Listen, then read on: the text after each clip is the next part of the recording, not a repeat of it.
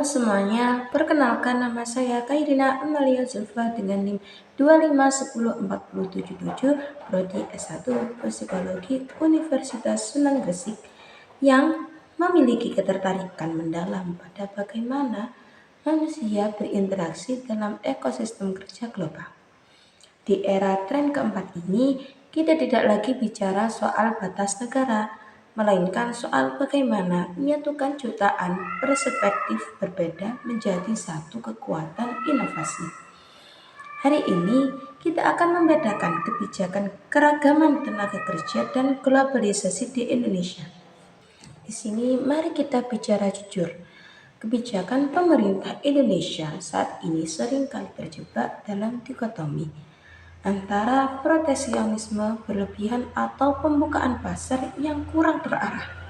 Nah, kebijakan kita cenderung fokus pada aspek administratif dan legalitas formal, namun sangat minim pada aspek psikososial inklusi. Apa itu aspek sosial?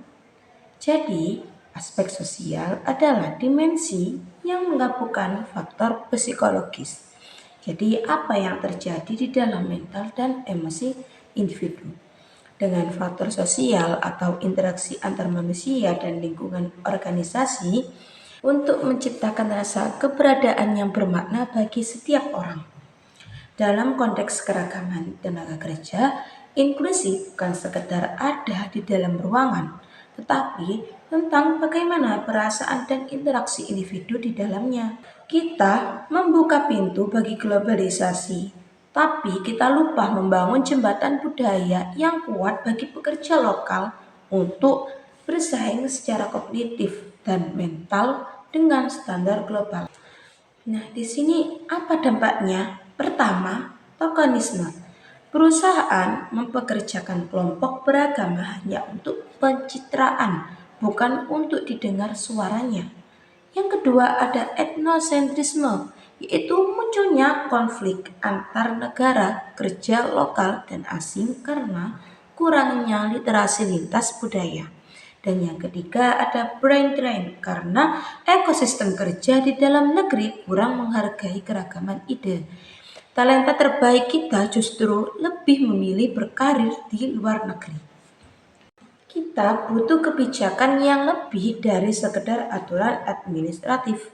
Yang pertama ada nasionalisme kurikulum kecerdasan budaya atau CKI, yaitu pemerintahan harus mewajibkan pelatihan soft skills lintas budaya di tingkat pendidikan tinggi dan pelatihan kerja. Yang kedua, ada intensif inklusi.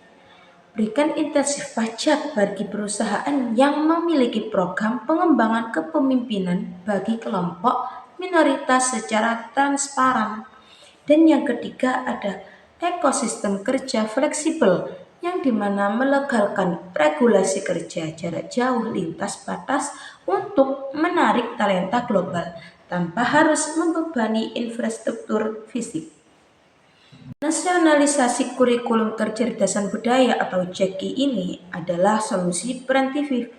Kita tidak bisa berharap orang tiba-tiba toleransi kalau tidak pernah diajarkan caranya.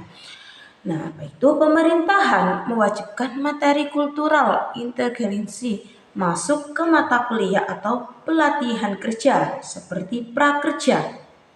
Manusia secara alami takut pada hal yang tidak mereka kenal, atau bisa disebut juga dengan fear of the unknown, karena takut ini sering berubah jadi kebencian atau rasisme. Nah, dengan kurikulum CKI kita bisa membekali masyarakat dengan keterampilan kognitif untuk memahami perbedaan nilai cara berkomunikasi dan etika bangsa lain. Efeknya, kita tidak lagi sekedar tahu ada orang asing, tapi paham bagaimana bekerja sama dengan mereka tanpa merasa terancam. Yang kedua ada intrinsic inclusion atau pajak dan penghargaan. Ini adalah solusi motivasi eksternal. Kita tahu bahwa perusahaan seringkali hanya mengejar keuntungan atau profit oriented. Nah, apa itu? Pemerintahan memberikan diskon pajak atau kemudahan izin bagi perusahaan yang membuktikan bahwa jajaran manajer atau pimpinannya tidak cuma satu kelompok saja. Misal, memberi peluang bagi perempuan atau penyandang disabilitas di level pimpinan. Ini adalah bentuk reinforcement atau penguatan. Jika inklusi dianggap menguntungkan secara finansial, perusahaan akan berlomba-lomba menghapus bias dalam promosi jabatan. Dan ini adalah cara sistematis untuk menghancurkan tokenisme atau pajangan menjadi pemberdayaan nyata. Efeknya, kelompok minoritas memiliki harapan karir yang jelas, yang secara psikologis meningkatkan engagement dan produktivitas mereka. Yang ketiga, ada ekosistem kerja fleksibel. Ini adalah solusi adaptasi global. Globalisasi tren keempat menurut kita untuk tidak terikat pada kantor fisik. Pemerintah membuat aturan hukum yang jelas tentang bagaimana orang Indonesia bisa bekerja untuk perusahaan luar negeri secara legal atau sebaliknya dari rumah, termasuk soal pajaknya dan perlindungan hukumnya. Lingkungan fisik sangat mempengaruhi tingkat stres. Kerja jarak jauh memberikan otonomi kepada individu. Secara global, ini memungkinkan terjadinya pertukaran ide tanpa hambatan geografis. Nah, kita bisa belajar standar kerja global langsung dari meja makan kita sendiri. Efeknya mengurangi brain drain. Orang hebat Indonesia tidak perlu pindah ke Singapura atau Amerika untuk berkarir global. Mereka bisa tetap di sini membangun ekonomi lokal sambil membawa mentalitas global ke lingkungannya. Nah, 3 solusi ini adalah cara kesatuan. Kurikulum Jeki itu soal menyiapkan mental kita. Nah, intensif inklus itu soal memaksa sistem untuk adil. Dan ekosistem kerja fleksibel itu soal membuka jendela dunia. Bisa hanya menyuruh orang untuk terbuka tanpa memberi mereka alatnya, intensifnya, dan ruangnya.